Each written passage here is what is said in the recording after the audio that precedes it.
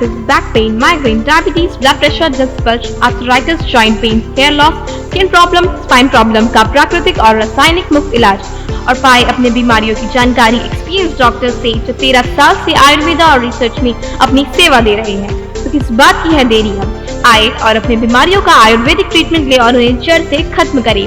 Doctor Latif, Ayurveda hospital, unit of Ayurveda and panchakarma, लंबा line या VKV school, Monday to Saturday. For appointment, contact 9933222553.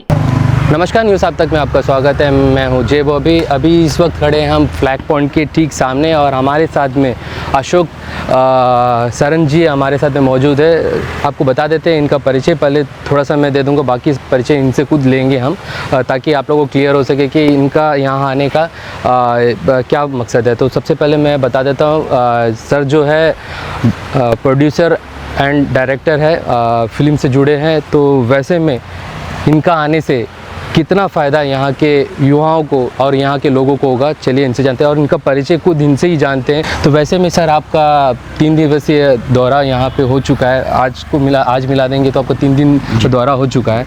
तो सबसे पहले आप हमारे दर्शकों को यहाँ की आपके बारे में कुछ बताइए सर। जी नमस्कार। सबसे पहले अंडमान निकोबार के लोगों को, यहाँ आपके चैनल के दर्शकों को मेरा नमस्कार। मेरा नाम अशोक शरण है और मैं फिल्म निर्माता निर्देशक हूँ। मुंबई में रहता हूँ। बहुत सारे फीचर फिल्म, सीरियल्स और स्पेशली ट्राइबल्स पे डॉक्यूमेंट्रीज़ बहुत सारे हमने बनाए हैं। मैं इन दिनों फिल्म सेंसर बोर्ड, जिसको केंद्रीय फिल्म प्रमाणन बोर्ड बोला जाता है, उसके एडवाइजरी मेंबर हैं। इसके अलावा जो राष्ट्रीय फिल्म पुरस्कार, अंतर्राष्ट्रीय फिल्म पुरस्कार गोवा जो भारत सरकार कंडक्ट करती है, उसके भी हम जूरी मेंबर रहे हैं और रहे हैं। और फ़िलहाल काफ़ी वर्षों के बाद, हालांकि मैं अंडमान निकोबार के बारे में सुनता रहा, कभी आया नहीं, और ये मेरा पहला विजिट है। और आज जैसा कि आप बता रहे हैं कि मेरा ये तीसरा विजिट है, तीसरे दिन का है, तो आज ये तीसरा दिन है। तो आप जो जानना चाहेंगे हम उनको ज़रूर बताएंगे। हम लोग जब आते हैं तो एक मकसद तो ज़रूर होता है जी, क्योंकि हम लोग की आँखें जो होती है वो अपने आप में एक कैमरा होता है। तो वो हम कुछ और भी चीज़ें देखते हैं, हम टूरिस्ट के पॉइंट ऑफ व्यू से नहीं आते हैं, लेकिन जब यहाँ पहुँचते हैं तो एक टूरिस्ट अपने आप में दिमाग में आ जाता है, लेकिन उसके पीछे चलता रहता है कि यार ये क्या कर सकते हैं, ये कैसे एक्सपोज हो सकता है। जैसे कि सर यहाँ पे जब आप आए तो आप देखे होंगे कि टूरिस्ट बहुत सारे आते हैं। टूरिस्ट इंडस्ट्री जो है यहाँ पे कहीं ना कहीं यहाँ के लोगों को काफ़ी मदद पहुँचाते हैं। वैसे में आप एक फिल्म इंडस्ट्री से है, तो यहाँ पे आप 3 दिनों का दौरा हुआ है, अभी फ़िलहाल आपका 3 दिन पूरा हो गया, तो आपको क्या दिखाई देते हैं कि क्या यहाँ पे स्कोप है फिल्म जगत से जुड़े लोगों? कमाल का स्कोप है जी। देखिए, हर वर्ष हम लोग गोवा जाते हैं जी। वहाँ अंतर्राष्ट्रीय फिल्म पुरस्कार होता है गोवा। ये बहुत वेल नोन फिल्म फेस्टिवल होता है, ये सब लोग जानते हैं जी। और हम गोवा जानते हैं, लेकिन ये मेरा ये पहला विजिट है और मुझे ये गोवा से कहीं ज़्यादा सुंदर लगा ये। ऐसा क्यों सर? ऐसा सब गोवा जाना चाहते हैं, वैसे में अंडमान आप पहले बार आए हैं। देखिए क्या है, हमारे फिल्म इंडस्ट्रीज़ में अभी तक इंडिया के सारे लोकेशन एक्सपोज्ड हो चुके हैं जी। चाहे वो दिल्ली के टूरिस्ट हो, मुंबई के टूरिस्ट हो, उनका भी एक लिमिट हो जाता है कि अब मुंबई के लोग जो हैं खंडाला चले जाते हैं, पूना चले जाते हैं, और ऐसे कई जगह जो है उनका फिक्स है जी। गर्मी की छुट्टियों में या कोई अच्छा बड़ा छुट्टी मिल जाता है तो वो उधर ही आसपास घूमते हैं और अंदर से कहीं वो बोर होते हैं, तो उनको भी लगता है कि एक नया लोकेशन मिले। अब दिल्ली उल्ली वाले जो लोग होते हैं उनको या तो हिमाचल चले जाएंगे, शिमला चले जाएंगे, या उत्तराखंड चले जाएंगे, लेह लद्दाख चले जाएंगे, तो एक लिमिट है, वो उसमें ही घूमते रहते हैं। वहाँ के जो टूरिस्ट होते हैं या वो घूमते रहते हैं। नए लोकेशन की हर लोगों की तलाश होती है, और अब विशेषकर जो हमारी फिल्म इंडस्ट्रीज है ना, उसको बहुत ज़्यादा ज़रूरत होती है। हम लोगों ने, आप जो पुरानी फिल्में देखेंगे तो कश्मीर एकदम हर जगह एक्सपोज है जी, हिमाचल हर जगह दिखता है, और हम पहचान लेते हैं जब हम एक जगह कोई स्थान जाते हैं, बोलते हैं अरे हाँ यहाँ तो हम गए थे यार। ये तो हमारा फिल्म इंडस्ट्री अनटच लोकेशन को ढूंढता रहता है। इसका यही कारण है कि आज हम आउट ऑफ इंडिया शूट कर रहे हैं। हमारे जितने बड़े फिल्में अभी शूट हो रही है वो सब बाहर शूट होने लगी है। रीज़न ये है, अंडमान निकोबार में अभी तक ये उस तरीके से एक्सपोज नहीं हुआ है। तो सर बाकी सारे जैसे मूवीज़ बनते हैं तो आपके देखेंगे तो विदेशों में भी जाके शूटिंग करते, देश में तो कर ही रहा है हमारे देशों में भी, तो वैसे में अंडमान और बाकी जितने भी जगह पे अंडमान में क्या डिफरेंट दिखाई देता है? बहुत डिफरेंट है, इतने वेरियस ऑफ लोकेशन है जी, वेरियस ऑफ लोकेशन है।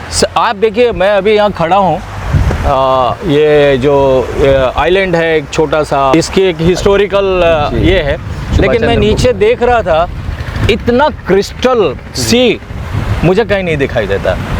मैं बहुत घुमा हूँ, बहुत सारे सी गया हूँ, लेकिन बहुत ही क्रिस्टल सी है, इतना मुंबई में नहीं दिखता ऐसा क्रिस्टल, है ना। तो ये इतने क्रिस्टल सी है, मैं तो एक एग्जांपल दे रहा हूँ। तो ऐसे कई अनटच और खूबसूरत है, और प्रशासन ने भी, एडमिनिस्ट्रेशन ने भी बहुत अच्छा कोशिश किया है कि कुछ अच्छे टूरिस्ट लोकेशन डेवलप किया जाए, और किया गया है जो जैसा मैं दूँ।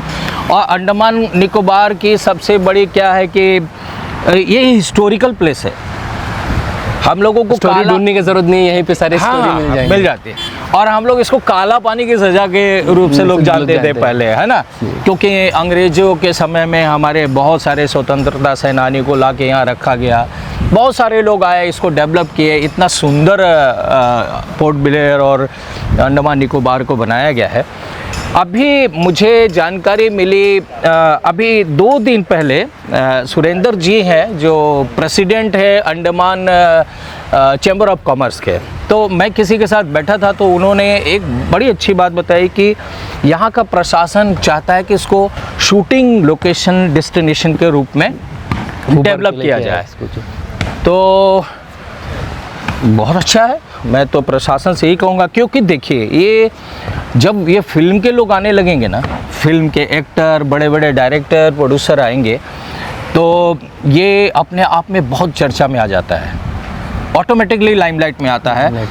तो ये सिर्फ फिल्म शूटिंग लोकेशन के लिए नहीं है, ये एक इतना बड़ा टूरिज्म हब बन जाएगा। जैसे कि सर उसी में आपका साथ में एक चीज़ जोड़ना चाहेंगे, जैसे कि हर एक स्टेट्स में जाते हैं अंडमान के लोग, तो जैसे बोलते हैं कि कहाँ से आए हो, तो पूछते हो, तो हम लोग बताते हैं कि अंडमान से, तो बहुत लोगों को अंडमान के बारे में मालूम नहीं है। तो आप यहाँ पे जब आए तो आपको अंडमान को लेके क्या सोचता है? बहुत अच्छा था, मैं पढ़ता रहा हूँ अंडमान के बारे में, मेरा चूँकि एक अट्रैक्शन तो रहा है, मैं घूमता बहुत हूँ, देश विदेश सब जगह घूमता हूँ।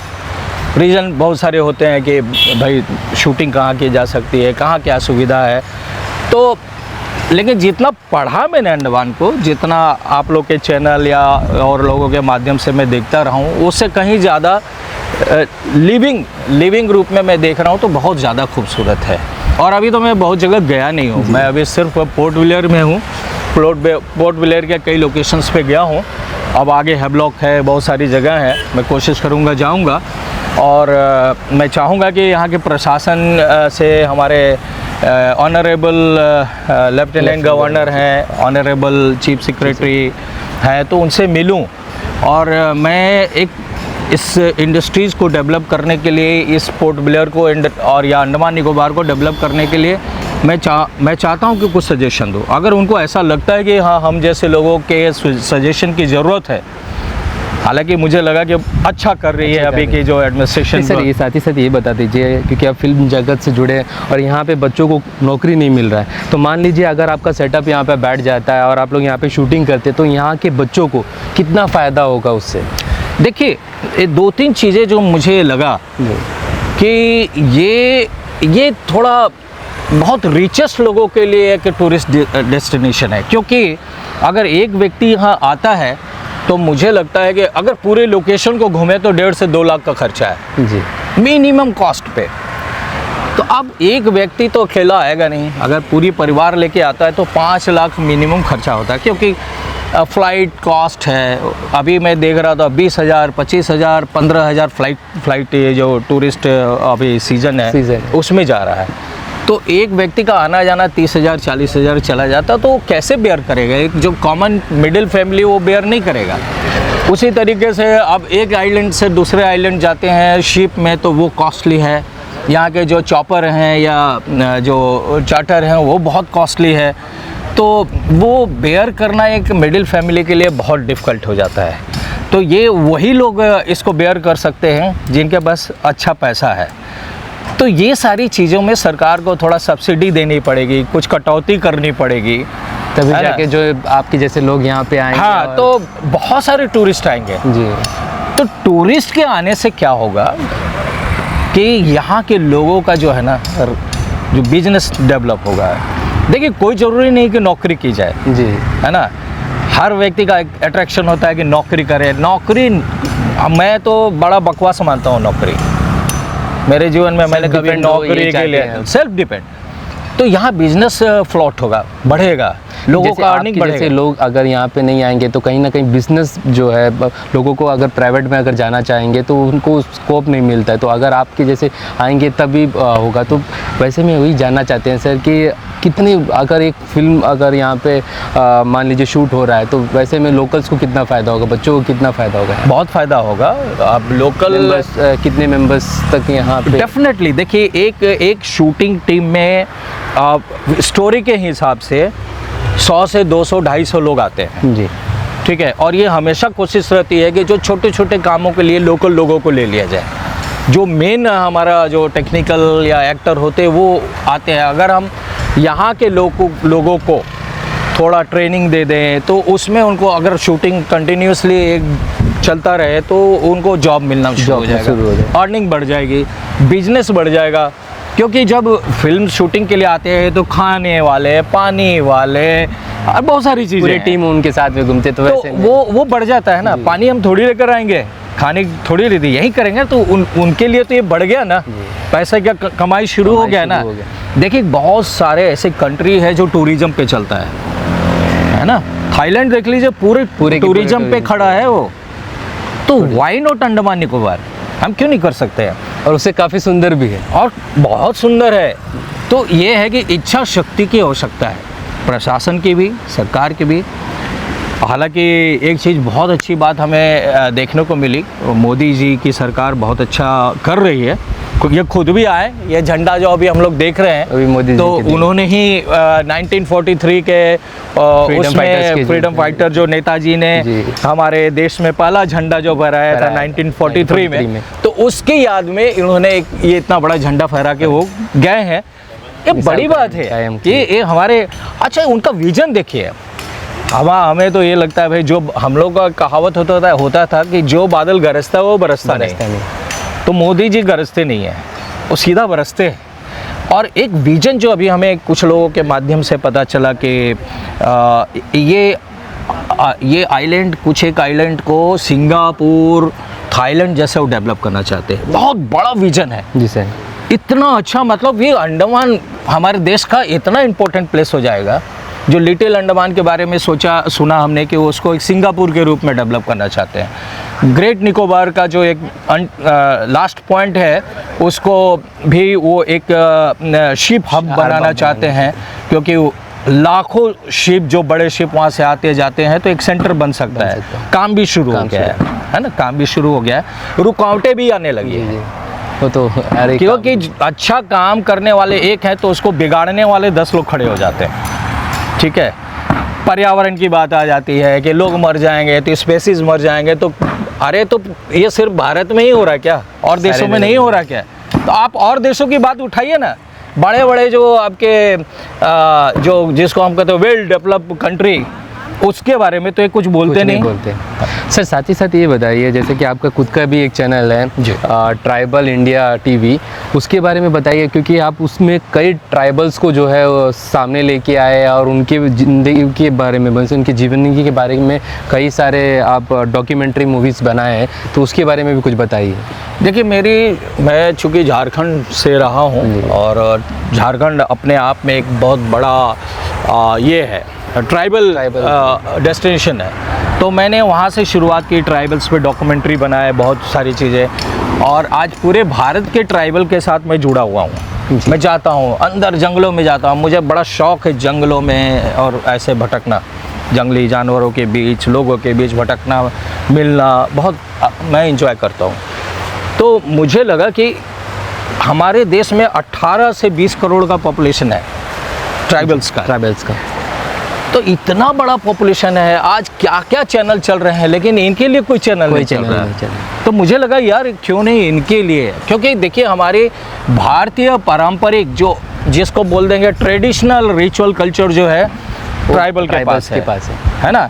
और हमारा देश टिका हुआ है हमारे ट्रेडिशनल रिचुअल कल्चर से ही। आज हम लोग दवाई की ओर जाते, मेडिसिन लेते हैं, उन लोग आज भी जो है जड़ी बूटी प्रिजर्व करके, उनको पता है ये मुझे अब लग रहा है मामूली सा पत्ता है ये है, लेकिन उनको पता है। देखिए मैं अभी आया हूँ, कोई किसी ने मुझे बताया था ये देखिए सदाबहार ये फूल है, आपको भी पता होगा कि नहीं होगा। इसका अगर 3 फूल और 3 पत्ता रोज खाते हैं तो डायबिटीज के लिए ये रामबाण है जी। मैं अभी खाया हूँ, मैं थोड़ा सा मेरी है दिक्कत तो मैं खाया हूँ, ये तो मैं ढूंढता रहता हूँ कि तो किसी ने बताया, किसी ने, तो उनको ऐसी जानकारी है, हर पत्तों की जानकारी है कि किस मेडिसिन पे आता है। तो ये सोचकर हमने ट्राइबल इंडिया टीवी बनाया है, बहुत अच्छा चल रहा है, ट्राइबल लोग बहुत लाइक कर रहे हैं, अभी कम से कम 1.5 लाख सब्सक्राइबर हैं। और हमारा जो प्रोग्राम होता है हम लोग भी कोशिश करेंगे इसको आपके चैनल को उसको वो करने के लिए, शेयर करने के लिए। तो हमारे 8-8, 9-9 लाख हमारा एक प्रोग्राम का व्यूअर होता है, तो ये भी हम शेयर करेंगे हमारे और आपके बीच की। साथ ही साथ सर अंडमान में भी कई सारे ट्राइबल्स हैं, तो वैसे में आप किस ट्राइबल्स के बारे में जो है यहाँ के जो है उजागर करना चाहेंगे? देखिए मैं बड़ा उम्मीद करके आया था कि हम ओंगे को देखे, जारवा देखे, सेंटली का तो बहुत है, लेकिन यहाँ आने के बाद मुझे पता चला कि ये सब रिस्ट्रिक्टेड है जी, आप फोटो तक नहीं ले सकते। तो चाहकर भी हम कुछ नहीं कर पाएंगे, हम दिखा ही नहीं पाएंगे देखने के बाद। लेकिन होता तो देखना चाहिए। अब उसके कुछ और हो सकते हैं, क्या कारण होगा आई डोंट नो, कि रोका गया है, पता चलता है कुछ इन्फेक्शन का भी कारण हो सकता है, जो भी होगा वो सरकार जानती है, वो हम तो नहीं कह सकते। लेकिन अगर कहा गया है कि नहीं तो नहीं कर सकते, लेकिन मिलेंगे तो ज़रूर आँख से देखना चाहेंगे कैसे लोग हैं। चूँकि ट्राइबल्स में मेरी बहुत अच्छी पहचान है, तो मैं चाहूँगा कि जैसे हमारे यहाँ 4 तरह के ट्राइब होते हैं जी सर। एक ऑस्ट्रो एशियाटिक है, द्रविड़ है, निग्रोटो है, मंगोलियन है। तो यहाँ को निग्रोटो के 2-3 फैमिली हैं, मंगोलियन है। मैं देखा हूँ, यहाँ के अलावा भी देखा हूँ, हमारे उड़ीसा में भी निग्रोटो फैमिली हैं, बोंडायल में। तो इस तरीके से हैं लोग। तो आप चाहेंगे कि उनके बीच में जाके एटलीस्ट मिल के तो आएँ, देख ले। मिलना अगर मना है तो मना है, क्योंकि वो उसको तो मानना ही पड़ेगा। हमें जो प्रशासन का या हमारे राष्ट्र का जो कानून है, हमारे कानून का, उसको मानना चाहिए, हर व्यक्ति को मानना चाहिए, उसको ओवरलुक नहीं करना चाहिए। टूरिस्ट आते हैं कुछ, अरे यार कौन देखता है, चलो कर लेते हैं, ये नहीं होना चाहिए। सम्मान करना चाहिए, हमारे कानून न्याय को भी सम्मान करना चाहिए। कुछ सोच के ही बनाया जाता है, उसमें हमको ध्यान देना चाहिए। और एक बड़े मज़े की बात बताएं, अभी मुझे सुरेंद्र जी जो चेयरमैन है, प्रेसिडेंट है अंडमान चैम्बर ऑफ कॉमर्स, वो भी दिखाई दे रहे हैं। और उनके साथ यहाँ के कुछ लोकल पीपल हैं, साइंस एंड टेक्नोलॉजी के डायरेक्टर हैं जो लोकल हैं, सुरेंद्र अपना सुदर्शन जी, वो भी दिख रहे हैं। तो मैं उनको बुलाना चाहता हूँ। सुरेंद्र जी नमस्कार। तो ये आप सुरेंद्र जी हैं, यहाँ के प्रेसिडेंट है, अंडमान चैम्बर ऑफ कॉमर्स के प्रेसिडेंट हैं। और इन्हीं के, जो मैंने कहा ना शुरुआत में, कि इनके माध्यम से पता चला कि उसको एक शूटिंग डेस्टिनेशन बनाना चाहते हैं। तो मेरा थोड़ा बल्ब जल गया जी। मैंने कहा कि एक तो अच्छी बात है, जब प्रशासन ऐसा कर रही है तो अच्छी बात है, और हम दिल खोल के मदद करना चाहते हैं। बस अगर प्रशासन 1 कदम बढ़ेगी तो हम 10 कदम बढ़ेंगे। और मैं गारंटी देता हूँ, मैं इटसेल्फ, मेरा कोई पावर ओवर नहीं है, लेकिन मैं गारंटी देता हूँ कि अगर प्रशासन अगर हमारी मदद करती है, मैंने इनको भी कहा कि ये एकदम बहुत मस्त और बहुत पॉजिटिव आदमी हमें लगे हैं। पहली बार भेंट हुई, लेकिन बहुत पॉजिटिव है, ये पूरा सहयोग करने के लिए तैयार है और ये दिल से चाहते हैं। इनकी एक बड़ी अच्छी बात हमें क्यों लगी कि बोले कि यहाँ के बच्चों के लिए हम कुछ करना चाहते हैं, हमारे बच्चों का रेवेन्यू कैसे बढ़ सकता है, हमारे बच्चे कैसे आगे बढ़ सकते हैं। ये बात इनकी बहुत अच्छी लगी और मैं तैयार हूँ। और मैं गारंटी देता हूँ कि 100% तो नहीं, 25% मैं इसको मैं देता हूँ उनको बाइक, है ना। तो 25% तो मैं इसको डेवलप कर दूंगा जी। एक बढ़िया टूरिज़्म हम लोग बना सकते हैं और बड़े बड़े स्टार हम ला सकते हैं, बड़े बड़े फिल्म प्रोड्यूसर डायरेक्टर ला सकते हैं। बात चल रही है, अब कितना क्या होता है, सरकार के फाइलों में बहुत सारी चीज़ें होती है, प्राइवेट होता तो इन्होंने बोला कोई बात नहीं हम लोग करेंगे। सुरेंद्र जी से भी बात करते हैं। हाँ जी। सुरेंद्र जी, जैसे कि सर आए यहाँ पे, प्रोड्यूसर भी है, डायरेक्टर भी है, और 3 दिन का इनका दौरा हुआ, कई सारे जगह जो है देखे इन्होंने, और इनका मानना भी है कि बहुत अच्छा एक डेस्टिनेशन बन सकता है फिल्म जगत के लिए। तो वैसे में अगर मान लीजिए यहाँ पे शूटिंग होती है तो यहाँ के बच्चों को क्या लग रहा है, आपको उम्मीदें बढ़ेंगे? मैं पहले तो अशोक शरण साहब का बहुत बहुत हार्दिक स्वागत और अभिनंदन करता हूं, और ये एक सौभाग्य है कि इनसे मुलाकात हुई, जो कि वेल सेटल्ड डायरेक्टर और इनके बहुत अच्छे कॉन्टैक्ट्स हैं दिल्ली और मुंबई में। इनके ये अपने खुद भी प्रोड्यूसर हैं। तो जैसा कि इनकी बातों से ये लगा, और हम तो ऐसी स्थिति में है जो कि तिनके को भी को सहारा मानते हैं, और ये हमारे यहाँ हम सब जानते हैं, हम सब द्वीपवासी जानते हैं कि ऐसी ब्यूटी है हमारे यहाँ जो कि हिंदुस्तान में या साउथ ईस्ट एशिया में जहाँ के डेस्टिनेशन हमसे कंपटीशन करते हैं कहीं नहीं मिलेगी।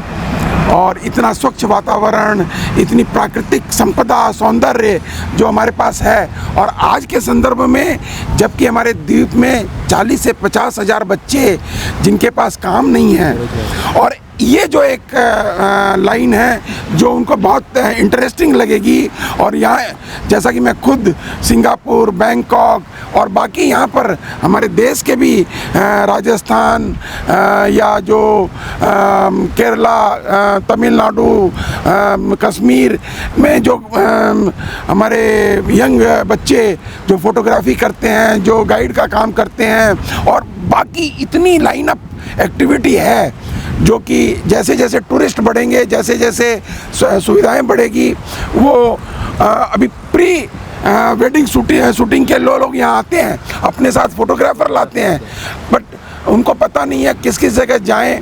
तो जैसा कि शरण साहब ने कहा कि अगर हमारे पास एक फिल्म शूटिंग का एक प्रारूप भी तैयार है हमारे प्रशासन के पास, मगर जब हम इसको कंपेयर करते हैं बाकी जगहों से, तो हर जो स्टेट गवर्नमेंट है जहाँ की पॉलिटिकल सेटअप है वो सब कुछ देने को तैयार है कि सब्सिडी भी देने को तैयार है, सब कुछ हमारे यहाँ पर आइए। हमारे यहाँ जो टूरिस्ट स्पॉट हैं, जो विजिटिंग स्पॉट्स हैं, जो फोटो पॉइंट्स हैं, वहाँ पर आइए और आप हमारा यहाँ पर फिल्म की शूटिंग करिए। और एक बार अगर फिल्म की शूटिंग होती है तो ये हमारे पूरे देश में और पूरे इंटरनेशनल लेवल पर हमारा एक नाम होगा, लोग ज़्यादा आना पसंद करेंगे। और जैसा कि आप सब जानते हैं कि भारत सरकार कितना अभी इम्पोर्टेंस दे रही है इन नॉर्थ एंड मिडिल तक रोड का निर्माण हो रहा है। आप एक माने ये बम्बू फ्लैट ब्रिज का निर्माण हो जाएगा। इसके अलावा बाकी जगहों पर आप देख रहे हैं कि ये जो टर्मिनल बिल्डिंग बन रही है, रनवे का स्ट्रेंथनिंग हो रही है, इन सब से बड़े जहाज आ सकेंगे। अच्छा, इंटरनेशनल तो हमने नाम का तो ऑलरेडी कर दिया है, मगर एक भी इंटरनेशनल फ़्लाइट नहीं आई। मुझे याद है कि यहाँ से एक चार्टर फ्लाइट हम लेके गए थे जिसमें कि प्रशासन के लोग, हमारे चीफ सेक्रेटरी साहब उस समय के, और बहुत से लोग हमारे साथ बैंकॉक और फुकेत गए थे। उस तरह अभी हम भी फुकेत से, बैंकॉक से, वहाँ की एयरलाइन से हम कोशिश कर रहे हैं कि वो यहाँ पर फ़्लाइट चलाए, और यहाँ से हो सके तो this will be A gateway. यहाँ से अगर दक्षिण को जाना होगा तो चेन्नई है, अगर पश्चिम को जाना होगा तो कलकत्ता है, और वैसे आप देख रहे हैं सब जगह से फ़्लाइट चलना शुरू हुई है। और इस तरह की अगर हमारी पब्लिसिटी हुई तो ये बहुत ही बड़ा डेस्टिनेशन बन जाएगा। और हमारे जो बच्चे हैं इनको रोजगार के इतने साधन और इतने आकर्षक साधन मिल जाएंगे कि हम सोच नहीं सकते। खाली इमेजिन ही कर सकते हैं। मैं आज इस अवसर पर हमारे प्रशासन से भी एक अपील करूंगा और मैं अंडमान चैम्बर ऑफ कॉमर्स के हमारे सारे सहयोगी की तरफ से ये आश्वासन देता हूं कि हम पूरी मेहनत करेंगे। जैसे कि फिल्म फेस्टिवल अगर ऑर्गेनाइज करना है उसके लिए साधन संसाधन जो भी चाहिए हम फिक्की के माध्यम से, CII के माध्यम से, भारत चैम्बर है, सदन चैम्बर है, इंडियन चैम्बर है, इन सब के साथ मिलकर और भी बहुत सी ऐसी सहयोगी संस्थाएं हैं जिनके साथ मिलकर हम धन भी इकट्ठा करेंगे। ज़रूरत है एक माहौल बनाने की, ज़रूरत है एक ऐसा स्कीम बनाने की जो कि प्रोएक्टिव हो। तो आज का प्रशासन, हमने बहुत से ऐसे समय देखे हैं जो कि हमको बहुत पीछे ले गए। सुनामी काल था, उसके बाद कोविड काल था, बट हम कहीं ना कहीं हमको जरूर विजय मिलेगी। मैं पूरी तरह से आश्वस्त हूँ। और अभी आज आप यहाँ का मौसम देख रहे हैं। ऐसे मौसम में हमारे वाटर स्पोर्ट्स एक्टिविटी है, एविएशन एक्टिविटी है और फोटोग्राफिक एक्टिविटी है, हॉस्पिटैलिटी है, इतने हमारे पास एवेन्यूज़ हैं।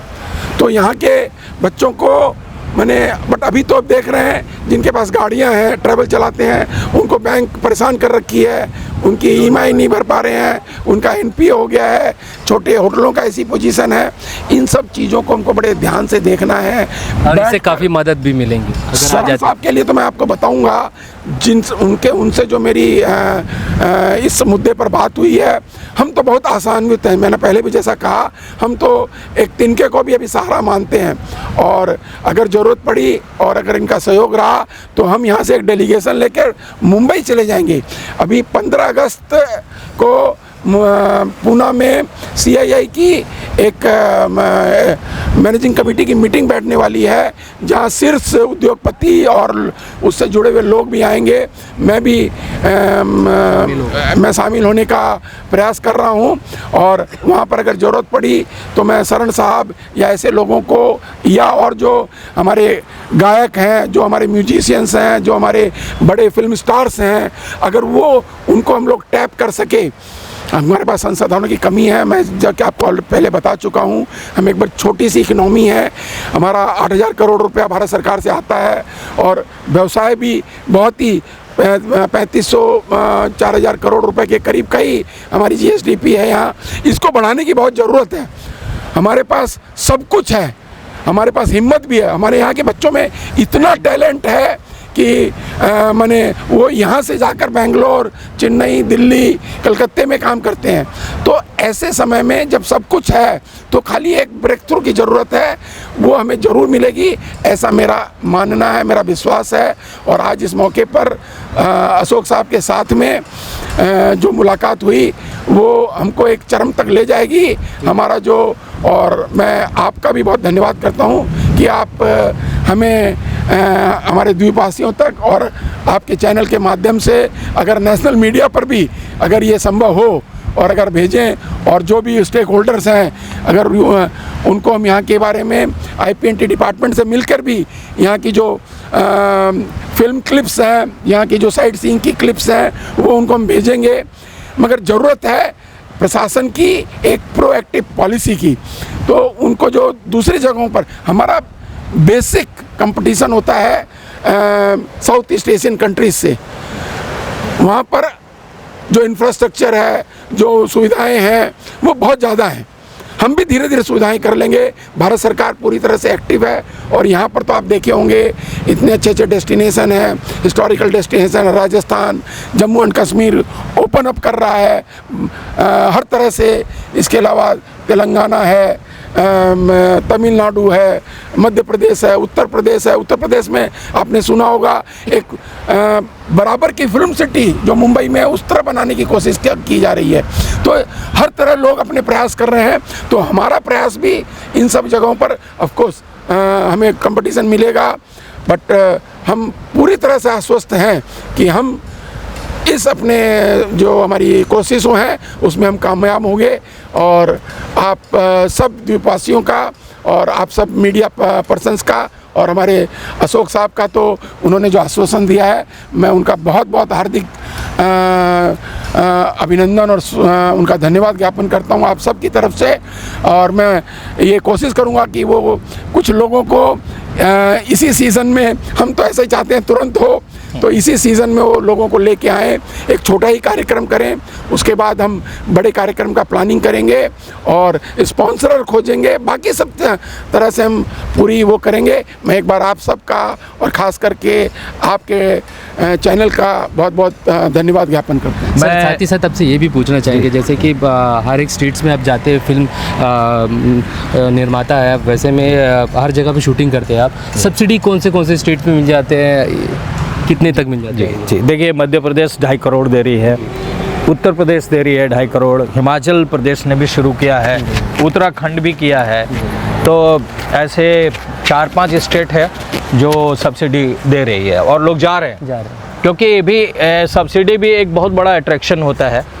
अच्छी फिल्में, बड़ी बड़ी फिल्में शूट हो रही हैं, हमारे भी बहुत बड़े बड़े फिल्म प्रोड्यूसर, डायरेक्टर और एक्टरों से बहुत अच्छा परिचय है। जैसा कि अभी वो कह रहे थे सुरेंद्र जी की अट्रैक्ट करे उनको, तो वो मैं गारंटी देता हूँ कि मैं, अगर ऐसा सरकार करती है, प्रशासन करती है, तो मैं गारंटी देता हूँ कि मैं लेके आऊँगा जी, बिल्कुल लेके आऊँगा।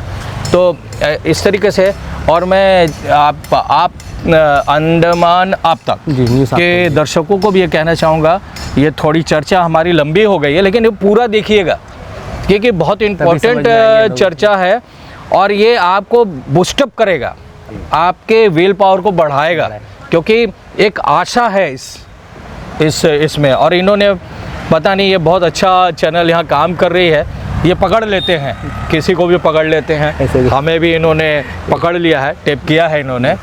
और ये सुरेंद्र, ये हमारे सुदर्शन जी हैं, चूँकि ये इन्हीं के बारे में बता रहा था कि ministry of science and technology Bharat सरकार के डायरेक्टर रहे हैं ये। और कहाँ से सर? मैं ओरिजिनली यहीं से बिलोंग करता हूँ, अंडमान निकोबार से। मेरे स्कूलिंग वगैरह सब यहीं हुई थी, फिर पढ़ाई लिखाई के बाद फिर मैंने चला गया तमिल में। शुरू में कुछ समय यहाँ सर्विस किया था, तो उसके बाद मैं चला गया Delhi, ministry science and technology में रहा एज ए साइंटिस्ट के पद पर। ये 25 साल हमारा सर्विस रहा वहाँ पे जी, और वेरियस पदों पे और रिसर्च पूरी भारत जो है ना उसका रिसर्च एंड डेवलपमेंट एक्टिविटीज़ से हम एसोसिएटेड रहे जी। हाँ, तो सर आप भी आए अंडमान, काफ़ी सालों बाद में आए होंगे, तो अभी क्या बदलाव लग रहा है अंडमान में, और जैसे सर आए तो क्या उम्मीद दिखाई दे रहा है अंडमान के लोगों के लिए? जी, एक्चुअली ये यहाँ आने का प्रोग्राम हम लोग 3-4 महीने से डिस्कस कर रहे थे। हम कॉमन फ्रेंड सर्कल के नेटवर्क के थ्रू हम जुड़े हैं। अशोक सरन जी, मैं उनका बहुत बहुत धन्यवाद करता हूँ, मुझे उन्होंने अपने साथ जोड़ा। जैसे किसी ने बीच में कोई कमेंट भी किया था कि एक साइंटिस्ट और एक सिनेमा वाले और एक इंजीनियर, इन सब का ये कॉम्बिनेशन एक साथ है तो बड़ा विचित्र कॉम्बिनेशन। एक सेक्रेटरी साहब ने कमेंट किए थे, मुझे बहुत अच्छा लगा। हमने कहा कि नहीं ठीक है, हम लोग कुछ करना चाहिए आगे आके, जो हम लोग इसके बारे में जानते हैं, अंडमान के बारे में। हम तो पिछले 40 साल से देख रहे हैं, क्योंकि हमने यहीं से पैदा हुआ, पढ़ा लिखा और गया मेनलैंड जाके वहाँ बहुत कुछ देखा। जैसे आप अंडमान बनते हुए और खड़ा होते हुए आपने देखी, इसका जो है शुरुआत से लेके आज तक का जो स्थिति है वो मेरे आँख के सामने गुजर रहा है। लेकिन पिछले 40 साल पहले क्या था और आज क्या है, उसमें बहुत ज़्यादा, मतलब मैं क्रिटिसाइज़ नहीं कर रहा हूँ, जो फैक्ट है वो मैं आगे रख रहा हूँ। तो जो होना चाहिए तो उतना नहीं हो पाया, there may be some reasons for that. तो हम चाहते हैं कि एक शुरुआत है, जैसे कि अशोक जी ने कहा है कि अगर ये एक्टिविटी अगर हम लाएंगे, फिल्म शूटिंग और इनका, इसके जो है कई सारे एसोसिएटेड परिणाम आएंगे और एक बूस्टिंग एक्टिविटी होगा। तो उन्होंने अब प्रशासन के सेक्रेटरियों से हमने डिस्कस की थी, उन्होंने भी पॉजिटिव रिस्पॉन्ड किए हैं कि उनके अपने प्लान्स वगैरह हैं इस डिस्क को एक टूरिस्ट डेस्टिनेशन और जो है ये फिल्म इंडस्ट्री के लिए जो है शूटिंग डेस्टिनेशन बनाने का उनका प्लान है, अभी वर्कआउट चल रहा है। तो उसमें जो है मतलब वो एक बहुत पॉजिटिव स्टेप है इनका, इस वक्त आना, इंटरेक्ट करना और उसको जो एक बूस्टअप मिलेगा आगे जी। तो सर आखिर में आप हमारे अंडमान एडमिनिस्ट्रेशन प्रशासन को क्या कहना चाहेंगे? प्रशासन को यही कहना चाहेंगे कि 2-3 चीज़ करें। अगर वो सोच रहे हैं कि एक शूटिंग डेस्टिनेशन बनाना चाहिए तो एक बहुत बढ़िया प्रयास है, वो ज़रूर करें।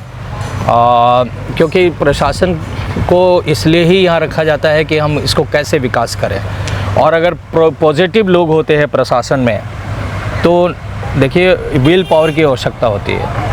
और मुझे लगता है कि अभी जो यहाँ की प्रशासन की टीम जो बनी है बहुत पॉजिटिव है, सोच रही है, तभी फिल्म को पकड़ा है इन्होंने, फिल्म इंडस्ट्रीज़ को पकड़ा है, तो इतना सोचना भी बहुत बड़ी बात है। बाकी तो सहयोग करने वाले लोग खड़े हो जाते हैं, वो आगे बढ़ेंगे तो हम बढ़ेंगे, तो ये कहेंगे कि इसको लेकर आप आगे बढ़िए। और एक उनसे हमारा रिक्वेस्ट भी होगा, थोड़ा सब्सिडी आप दीजिए लोगों को घूमने के लिए, कि एक मिडिल फैमिली भी यहाँ आए देखे, है ना। बहुत अच्छा हिस्टोरिकल है, बताए ना 1943 में हमारा देश का पहला झंडा नेताजी सुभाष चंद्र बोस जी ने फहराया, यहीं पे फहराया था। हाँ, और ये पॉइंट है जहाँ हम लोग मिले, ऐतिहासिक स्थल पे खड़े हैं, बहुत हिस्टोरिकल है। सेलुलर जेल है, ऐसे कई जगह है जो पहले जो यहाँ लोगों को लेकर आए थे। कौन सा पॉइंट है वो? ये चाथम आइलैंड पे है। तो वो 10 पॉइंट मार्च 1958 में लाए थे पहला जो बैच जिनको यहाँ पे लाए 1858 में लाए थे 10 मार्च को। तो ऐसे बहुत सारे पॉइंट है, तो देखना चाहिए लोगों को, है ना। तो मैं यही कहूँगा। रिसेंटली सुना है कि हमारे आदरणीय प्रधानमंत्री जी, उनका एक विजन है इन आइलैंड्स के लिए जी, कि वो दुनिया का एक सबसे बेहतरीन टूरिस्ट डेस्टिनेशन बनाना चाहते हैं। उसकी ओर जो है वो हर तरह का प्रयास जो है वही कर रहे हैं। उसी का परिणाम है जो आज हमको इतना पॉजिटिव रिस्पांस हमारे प्रशासन से मिला। ये मेनली जो है वहाँ से चल रहा है, मोदी जी के विजन का जो है एक असर है। ठीक है, तो इसको ज़रूर जो है पब्लिक जाने की कि भारत सरकार जो है काफ़ी चिंतित है इस आइलैंड अंडमान को लेकर। थैंक यू सर, आप हमारे साथ में जुड़ने के लिए। साथ ही साथ बहुत जानकारी आपसे मिली, और मैं ये भी मानता हूँ कि मेरे जितने भी दर्शक हैं आपसे बहुत कुछ सीखने को मिला होगा, बहुत कुछ उनको एक उम्मीद भी आपके तरफ से दिख रहा होगा। तो हम लोग भी यही चाहेंगे कि आप यहाँ पे आए, शूटिंग करें और यहाँ के बेरोजगार बच्चों को कुछ रोजगार दें। बिल्कुल बिल्कुल। अंडमान से जुड़ी सभी छोटी बड़ी खबरें देखने के लिए हमारे अपने न्यूज आज तक यूट्यूब चैनल को सब्सक्राइब करें और बेल आइकॉन प्रेस करना ना भूलें। हमारा अपना न्यूज आज तक, अब सच देखेगा अंडमान।